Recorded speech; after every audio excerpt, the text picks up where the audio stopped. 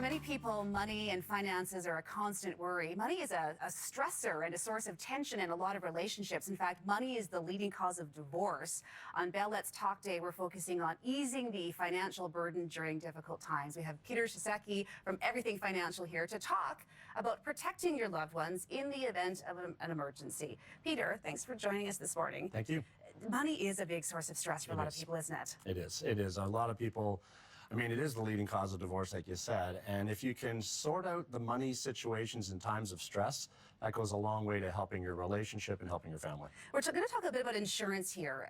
Some people may not have it. In fact, there's probably a good portion of the people out there that don't. So why is it so important that we have it? The disability insurance and life insurance, and on Bell Let's Talk Day, it's kind of fitting to talk about this because your biggest asset to your family is your health and your ability to earn an income. What do you do and what does your family do if all of a sudden you can't work through a disability and you're not bringing a paycheck home? So there's where disability insurance can help solve that burden. Life insurance, obviously a little different. You pass away, then there's a huge financial benefit to your family that can help deal with a lot of those ongoing stresses and the emotional problems you're going to have. Is there some people that should have insurance more than others? I mean, some people might think, oh, you have to have a lot of money to have insurance because that's what you're protecting, but it really can be for anybody. If you're working and you have a job and you're earning an income, then the disability insurance is very important because you need to protect that income. So everyone who has a job and is working outside the home should have disability insurance. Okay, some employers also cover those kinds of insurances through benefits packages as well. So how do you know if you're covered for something like that? Ask your HR person, talk to your company and see if you're covered. A lot of the long-term disability, which covers you after 17 weeks in a lot of cases, that's the norm kind of thing, is tax-free a lot of times too because you're actually paying the premium on that part of your benefits plan. And if you're paying the premium, then that benefit would be tax-free. So tax-free income can be a huge benefit to your family if you're off on disability. The difference between life insurance and disability insurance, they're two very different things for different circumstances. They are.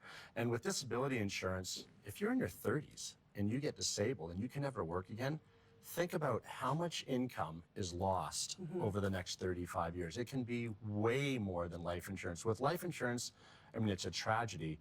A loved one has passed away. They're no longer here. But if you were in your 30s, God forbid that happened, your family will eventually recover. They can go on. There's a long time ahead, and they get a huge influx of cash right away. But with disability, it's a paycheck that's gone every 2 weeks. That's not going to be there. And imagine that for 30 years, no paycheck. And I'm going to use the word burden, but the financial stress of having to take care of the person. Absolutely. Okay, so that's a really good point. Give us an example of some situations that people might find themselves in where they should have that insurance. Well, I have a real example for you that's kind of sad, but it happened to me before. I had two gentlemen who owned a company, and they went to get disability insurance. And one of the gentlemen said, I don't need it, young, healthy, strapping guy, 4 kids. And the partner got insurance.